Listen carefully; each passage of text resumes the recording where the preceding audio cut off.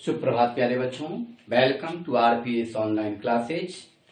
अभी हम लोग स्टैंडर्ड 7 का हिंदी डोली चैप्टर 18 पढ़ेंगे। आप सभी अपने समक्ष पाठ पुस्तक निकाल लें। पाठ 18, पाठ का नाम मिसाइल मैन। जो प्रीवियस क्लासेज में भी हम लोग पढ़े हैं, भारत के भूतपूर्व राष्ट्रपति स्वर्गीय डॉक्टर अबुल पाकिर जैनुलाब्दीन अब्दुल कलाम एक महान वैज्ञानिक थे। उन्होंने अग्नि की उड़ान नाम से अपनी आत्मकथा लिखी है। यहाँ उसी का एक अंश दिया गया है। प्रीवियस क्लासेज में प्यारे बच्चों हम लोग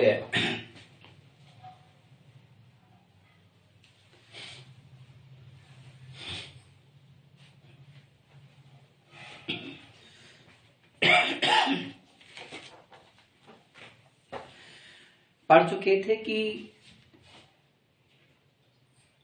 बिना किसी हिचकिचाहट के मनोभावों को उनके समक्ष रख सकता था। अब कलाम जी के बहनोई जलालुद्दीन लगभग 15 साल बड़े थे और जलालुद्दीन जी कलाम जी को आजाद कहकर पुकारा करते थे। प्रत्येक दिन कलाम जी और जलालुद्दीन शाम को दूर तक साथ घूमने जाया करते थे।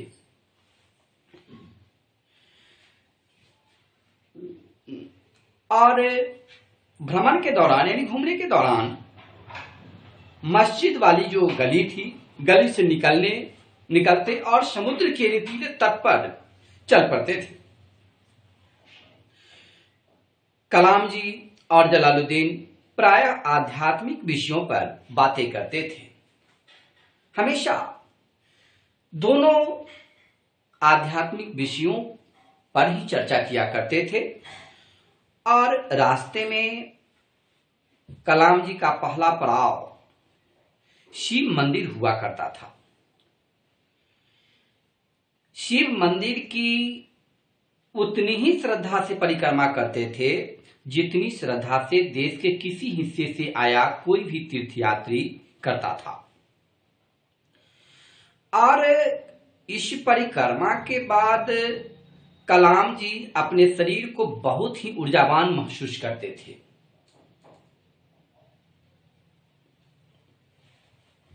सारे इलाके में सिर्फ जलालुद्दीन ही ऐसे थे जो अंग्रेजी लिख सकते थे। और जलालुद्दीन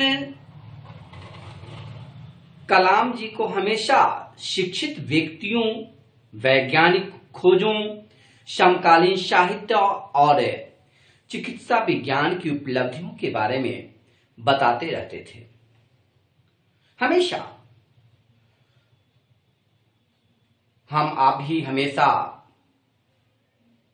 अपने अभिभावकों के बीच जब भी हों, जब भी रहें, तो इसी तरीके से अभिभावक महोदय भी, हम शिक्षक गण भी अपने बच्चों को वैसे ही संस्कार से प्रेरित करें जिस प्रकार से कलाम जी को दर्शाया गया है कि उन्हें हमेशा वैज्ञानिक खोज, समकालीन साहित्य, चिकित्सा विज्ञान इत्यादि की उपलब्धियों के बारे में बताते रहते थे। वही थे जिन्होंने सीमित दायरे से निकालकर नई दुनिया का बोध कराया। दूसरे जिस व्यक्ति का कलाम जी के बाल जीवन पर गहरा असर पड़ा, वह था उन्हीं के चाचा का लड़का, चचेरा भाई, जिसका नाम था शमसुद्दीन। कलाम जी के चचेरे भाई का नाम था शमसुद्दीन। वह रामेश्वरम में अखबारों का एकमात्र वितरक था और अखबार रामेश्वरम स्टेशन पर सुबह की ट्रेन से पहुंचते थे जो पामवन से आती थी। वह जो है रामेश्वरम स्टेशन पर सुबह की ट्रेन से पहुंचते थे जो पामवन से आती थी।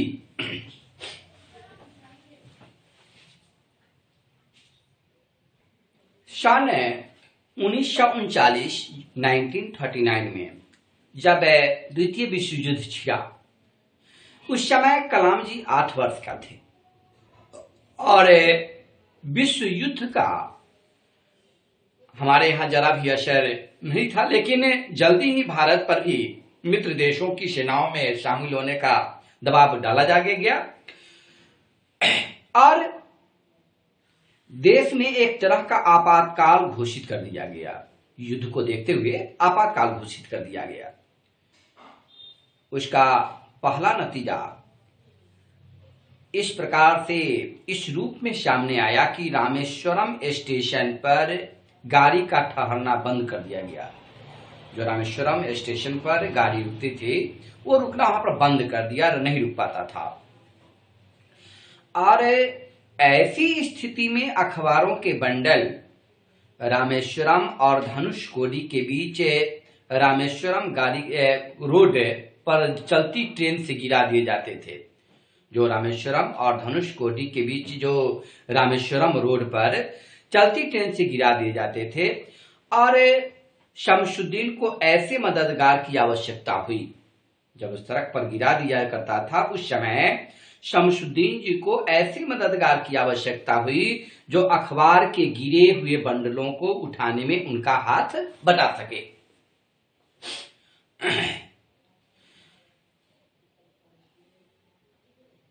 कलाम जी ही उनका मददगार बना और इस तरह शमशुद्दीन से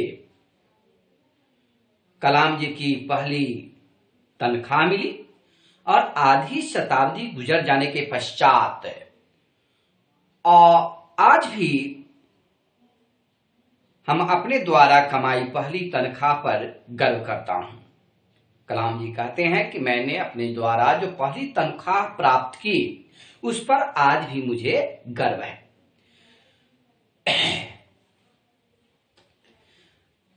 कलाम जी के बचपन के 3 पक्के दोस्त थे।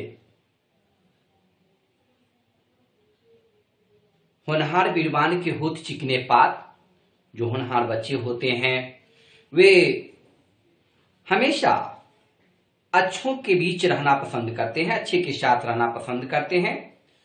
तो स्वयं अच्छे थे और उन्हें जो 3 पक्के दोस्त मिले उनमें से रामानंद शास्त्री, अरविंद और शिव प्रकाशन जी थे। ये तीनों के तीनों ब्राह्मण परिवार के थे और रामानंद शास्त्री रामेश्वरम मंदिर के सबसे बड़े पुजारी पंडित लक्ष्मण शास्त्री जी का पुत्र था, यानी बेटा था।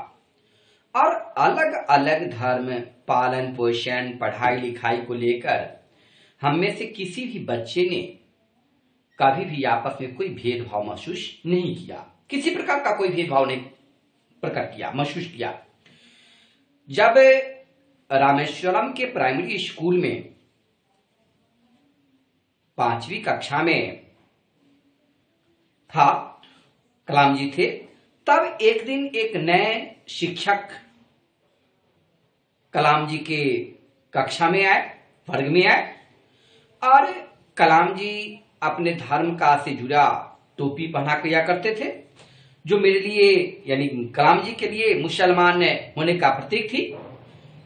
कलाम जी कक्षा में हमेशा आगे की पंक्ति में जनेऊ पहने बैठे रामानंद शास्त्री के साथ बैठा करता था, अपने दोस्तों के साथ बैठा करता था।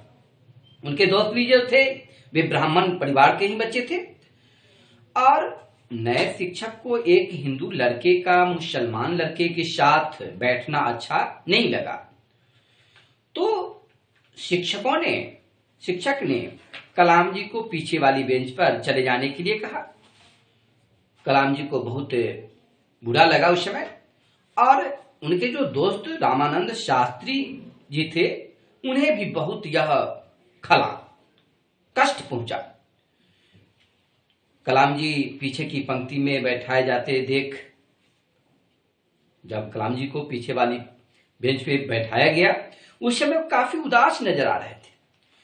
उसके चेहरे पर जो रुआंशी के भाव थे उनकी दोस्तों के बीच बहुत गहरी छाप पड़ी, उनकी मुझ पर बहुत गहरी छाप पड़ी। स्कूल की छुट्टी होने पर जब कलाम जी घर गए और सारी बातें अपने परिवारजनों को बताई, घर वालों को बताई, यह सुनकर लक्ष्मण शास्त्री ने उस शिक्षक को बुलाया।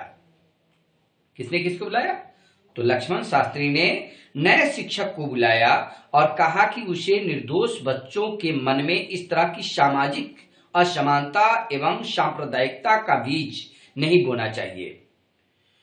हम सब भी उस वक्त वहां मौजूद थे।